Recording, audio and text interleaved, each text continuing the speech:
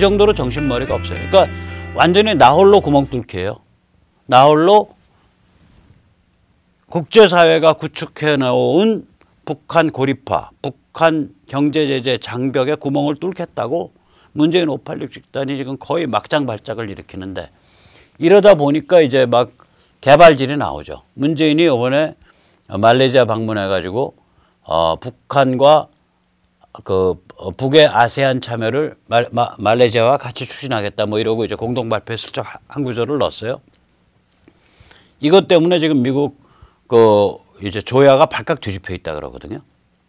도대체 이 사람 뭐야 이거? 계속 우리 등짝에 칼질하는 인간이네. 이거 고든창 말이 맞은 것 같아. 고든창이 문재인더러 간첩 아니냐.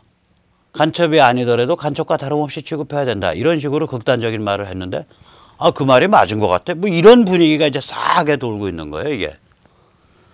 이제 이런 와중에서 외교부가 이제 강경화가 하도 외교부를 들쑤셔나갖고 개판 났어요, 지금 외교부가.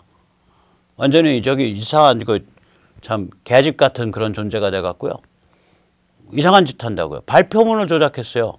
6일 비건 회동 이후에 회동문을 발표하면서 한글 발표문에는 FFVD, 그러니까 Final Fully Verified Denuclearization, 그러니까 최종적이며 완벽히 증명되는 비핵화, 이 용어가 없어져 버렸어요.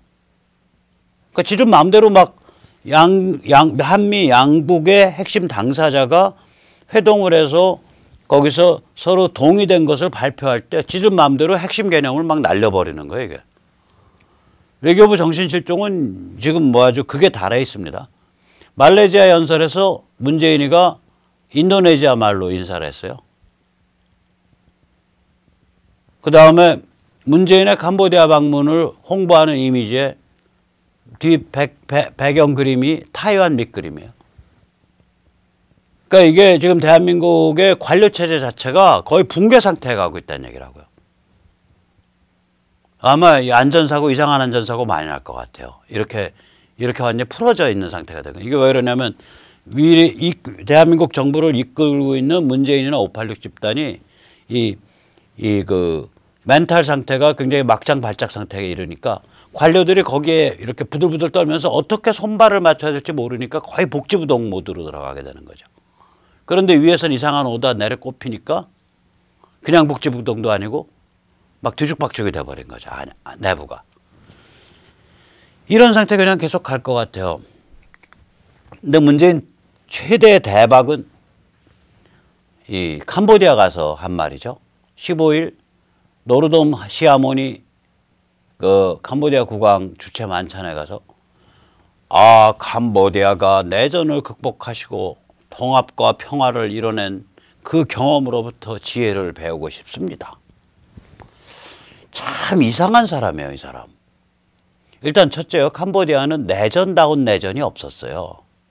캄보디아는 1975년에 베트남의 최종적인 적화가 이루어지던 해에 캄보디아도 같이 적화가 됐는데, 그때 캄보디아를 적화해서 권력을 잡은 세력은 크메르 루주, 폴포트가 이끄는 크메르 루주고요. 이게 친중 극좌파거든요. 한 2년 반 사이에 국민의 4분의 1을 학살했습니다. 그게 킬링필드죠. 이게 그러니까 총알이 아깝다 그래가지고 비닐봉지 씌워가지고 질식사시키고 그랬어요. 그러고 나서 이 폴포트 정권이 중국에 줄을 서서 베트남을 압박을 했죠. 그래서 베트남 압박을 하면서 주장한 게 150년, 100년 전의 지도에 따라서 메콩 델타, 지금 호치민 시티가 있는 메콩강의 그 비옥한 삼각주 지역, 거기 전체를 내놔라 그랬어요. 한 100년 전 지도에 의하면 그게 캄보디아 땅이었었거든요. 그걸 캄보디아, 그 다음에 베트남, 라오스를 식민지로 삼았던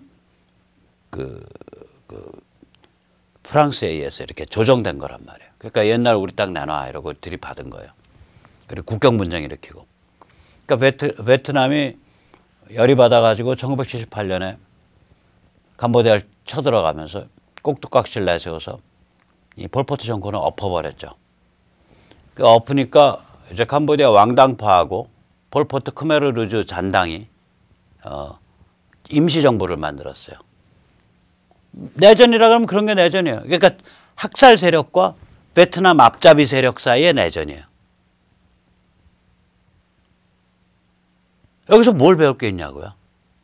그래서 실제로 베트남 점령기가 이거 잘못 썼는데 1978에서 1992까지 거의 14년을 갑니다.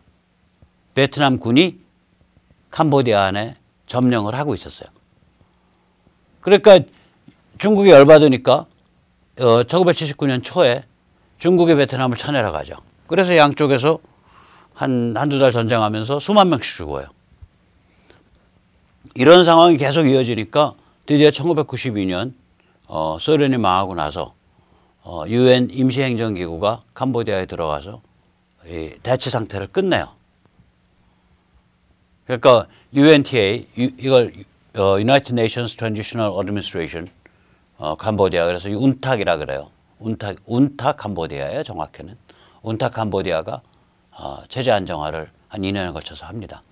그러니까 지금까지도 캄보디아는 정치 군사는 베트남 눈치를 보고 경제는 중국에서 넘어온 조그만 기업들 중국 사람들에 의해서 완전히 중국 식민지화되어 있다고요.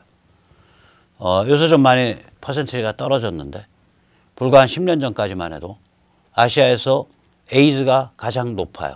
그러니까 뭐 캄보디아 사람들이 특별히 동성애를 많이 해서 그런 게 아니라 그러니까 피임 기구를 사용하지 않는 그 성매매가 그렇게 많아요.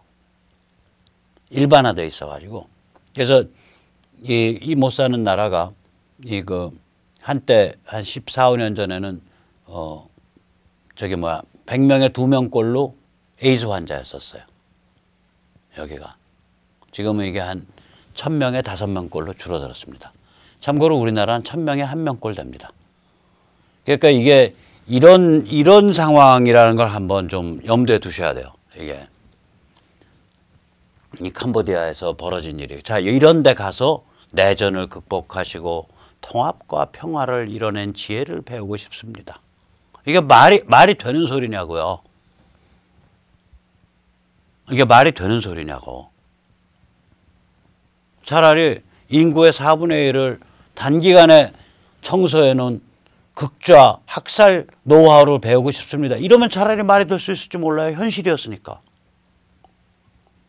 혹은 차라리 그 베트남의 그 군사적 정치적 정벌과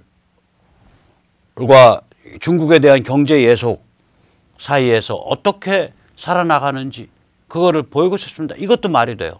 혹은 차라리 이게 왕한테한 얘기니까 베트남이 앞세운 세력과 크메르르주 세력 그 사이에서 왕실을 보존한 노하우를 배우고 싶습니다. 이것도 말이 돼. 좀 이렇게 노골적으로 제대로 말하시라고 문재인 씨는. 이게 인구의 4분의 1을 무려 3년 만에 때려 죽인 나라에 가서 내전을 극복하고 통합과 평화를 이뤄낸 지혜를 배우고 싶습니다. 이 해골바가지 앞에서, 이 킬링필드 앞에서 이 사람 좀 사고방식을 좀 이해를 못하겠어요.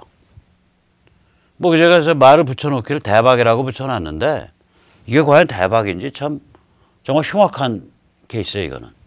자, 그리고 이제 신발끈 단디맬 준비해야죠. 아까도 잠깐 살펴봤지만 핵심 이슈는 이겁니다. 한반도를 둘러싼 핵심 이슈는. 중국의 한반도 개입 의지를 무력화할 수 있을까? 미국의 관점에서 보면. 이게 이제 뒷배의 의지거든요. 분단 이후로 2018년까지 한 73년 동안 북한은 항상 미국이 북한에 대해서 급변사태를 일으키면 바로 개입해서 미국과 맞짱 뜨겠다라는 뒷배의 의지가 있었습니다. 그러니까 소련이 멀쩡했을 때는 당연히 소련이었고요. 1971년부터 중소 분쟁이 본격화됐을 때는 중국도 북한의 뒷배고 소련도 북한의 뒷배인 이상한 상태를 만들어냈어요. 이 힘을 가지고 영생교를 나갔던 거예요. 영생교를 만들어낸 거예요. 김일성 체제를 종교화시켰다고요. 그 힘을 가지고. 사교화시켰다고요. 그 다음에 소련이 망한 다음에는 1991년 12월에 그 다음에 중국 위성국가로 찐따같이 이제 처박혀 있으면서 주민의 한 10분의 2, 주민의 10분의 1이 굶어 죽는 과정에서 계속해서 사교 체제를 유지할 수 있었어요. 그게 1991년에서 저게 한 짧게 보면 한 2012년경까지, 좀 길게 보면 2008년경까지입니다. 그 다음에 시진핑 체제가 들어온 다음에, 혹은 시진핑이 공식적 출범하기 전에 힘을 잡은 다음에는 바로 시진핑을 밀어준 그 태자당의 망상, 중국몽 망상, 즉 중화 질서, 세계를 지배하는 중화 질서라는 망상에 봉사하기 위한 핵과 미사일로 무장된 특수행동부대가 된 거예요. 그게 2018년까지 이어진 거죠. 자, 그런데 2018년에 미중전쟁 시작되면서 중국 무력화가 임계치를 넘었기에 이제 뒷배가 없어진 거예요. 뒷배가 없어졌기 때문에 지금은 북한이 도발하면 미군이 침공합니다. 제발 도발 좀 해줘. 제발 ICBM 좀 쏴주고 핵실험 다시 한 번, 한 2번 더 해주고.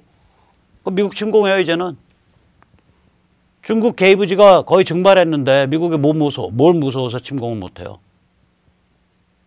그 상태까지 간 거예요, 이게. 향후 전략은 어떻게 되냐? 중국이 무력화되어 있잖아요, 한편으로는. 다른 한편으로는 북한이 꼼지락 달싹만 하면 미국이 침공할 상태가 된 거거든요. 따라서 이 상태가 되니까 미국은 오히려 전략적 교살, 목졸라 죽이기, strategic strangulation을 마지막까지 시도를 하죠. 마지막까지 시도합니다. 그래서 이 전략적 교살이라는 게 제가 뭐 백모가 만든 말이 아니에요. strategic strangulation이라는 단어가 이게 저기 CPEC 갔을 때 같이 토론했던 한반도 전략 전문가, 특히 군사 파트의 전략 전문가 데이비드 맥스웰이 쓴 용어입니다. 하노이 회담이 깨지고 나서 이제 앞으로 미국의 행보가 심리전을 포함하는 그 최대 압박 2.0, 그러니까 maximum pressure 2.5로 업그레이드 되면서 이게 목표가 이제 북한을 전략적으로 목졸라 죽이는 것이 목표가 될 것이다. 그러한 말을 그날 CPEC에서 했었습니다. 한 1분 정도 걸리는 거니까 한번 직접 들어보시죠. Maximum pressure, or what I would like to call, now we'll probably go into maximum pressure 2.0, but I would like to see it really be a strategic strangulation campaign. But there's much more than that. It is human rights. It is information and influence. You know, what the escapees from North Korea do to get information into the North is. 예. 그러니까 이게 이제 이렇게 거의 뭐 공공연하게 이야기가 되고 있는 상황이니까 Maximum pressure. 이게 이제 장난이 아니죠.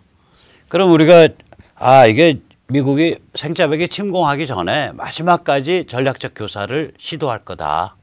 이게 그렇게 봐야 됩니다. 왜냐하면 이 미군이 이라크나 아프간에서 이 군사 경험 이런 게 아주 그 고통스러운 게 있기 때문에 그 전면 침공은 말하자면은 이 미국의 내부적으로 굉장히 그게 커요.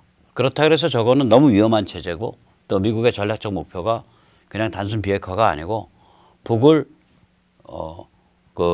중국의 영향권으로부터 떼어내서 북을 중국의 영향권으로부터 떼어내 갖고 미국의 영향권 아래 집어넣는 북의 접수기 때문에 결국 하게 되면은 정밀 외과 타격이 아니라 전면 침공이거든요. 근데 전면 침공은 부담이 있으니까 먼저 이거를 전략적 목졸라 죽이기, 즉 북의 내파를 유도하는 방향으로 최선을 다해 볼 겁니다. 마지막 순간까지. 그럼 그 마지막 순간이 언제일 거냐? 뭐 여러 가지 판단이 있겠지만 저는 아마 이번 겨울 내년 이른 봄까지가 거의 마지막 순간이 아니냐. 왜냐하면 그 다음엔 바로 이제 대선 국면이 본격화되니까 그 정도까지가 마지막 순간이 아니냐. 그 정도까지는 이쪽이든 저쪽이든 즉 내파 유도든 생짜배기 침공이든 즉 전략적 교살이든 하다가 안 되면 침공이든 이게 결정해야 될 그런 시점이 되지 않겠냐 그렇게 생각을 합니다. 이제 북한의 참 김정은 청년이 좀 안 됐죠. 이 뒷배가 일단 날아갔고 중국이라는 뒷배가 날아갔고 통치 자금이 거덜난 상태에서 과연 이런 무시무시한 그 죽을 자리를 얼마나 더 버틸 수 있을지 굉장히 그 퀘스천 마크입니다. 그래서 내파가 되면은 즉 북에서 내부적으로 우당탕쿵탕하는 일이 먼저 발생한다면 2단계가 될 가능성이 매우 높습니다. 1단계는 이제 쿠데타가 일어나면서 미군 보고 들어와. 그래서 이거 핵 다 걷어내가. WMD 다 걷어내가. 그래서 미군들이 제한적으로 진입을 해서 핵과 WMD를 걷어내가는 그런 단계가 있을 거고요. 그런데 이들이 체제를 계속 끌고 나갈 수 있는 배포나 경륜이 없어요. 이들이. 왜 그러냐면 그 북한 주민이 한 번 이렇게 확 오픈돼 버리면요. 극에서 극까지 한순간에 달려버리거든요. 이 김정은 체제 무너지고 한 3개월쯤 지나면 북한 주민들의 비전은 대한민국과 같은 삶의 스타일에 딱 맞춰지게 된다고요. 이거를 평생 그 김씨 그 집안의 그 종 마름 노릇하던 아전놀이 마름놀이 하던 자들이 그러한 북한 주민의 열망을 감당해낼 방법이 없죠. 그러니까 이들이 결국 이들도 망명해버리고 이렇게 민초혁명 같은 게 일어나면서 유엔 임시행정기구 운타 노스코리아 운탱크로 갈 거다. 저는 그렇게 생각을 합니다. 그럼 이제 운타 가면 거기서 운타 체제 아래서 한 3년이고 5년이고 기본적인 이제 그 생명의 기운을 좀 복돋우고 기본적인 자치 능력을 배양한 다음에 그리고 나서 이제 자유민주 노스코리아 건국에 들어가겠죠. 북한 주민들이. 자, 이런 상황에서 우리 자유시민은 무엇을 할 것이냐.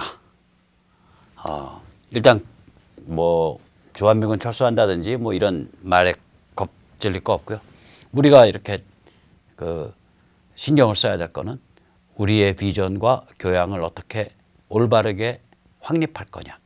그리고 우리가 정치적 실천을 해서 이 망가져 있는 한국 정치를 유권자의 힘과 압력에 의해서 정상화시키는 방향이 뭐냐. 이걸 가지고 많이 고민해야 됩니다. 그럼 오늘 여기까지 모시겠습니다. 감사합니다.